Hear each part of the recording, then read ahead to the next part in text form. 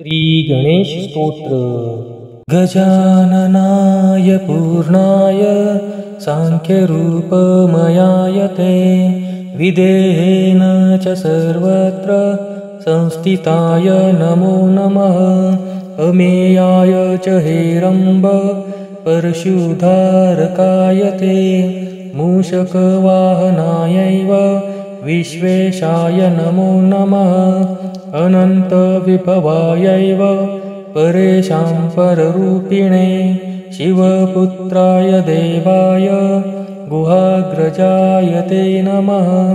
पार्वतीनन्दनायैव देवानां पालकाय ते सर्वेषां पूज्यदेहाय गणेशाय नमो नमः। स्वानन्दवासिने तुभ्यं शिवस्य कुलदैवत विष्णवादीनां विशेषेण कुलदेवाय ते नमः।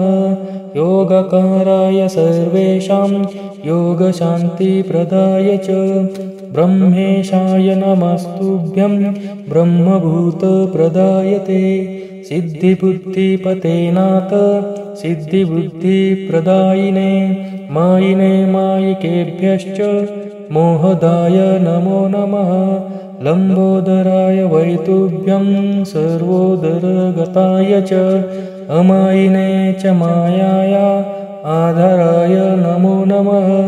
गजः सर्वस्य बीजं यत्तेन चिन्नेन विघ्नप योगिनस्त्वं प्रजानन्ति तदाकारा भवन्ति ते।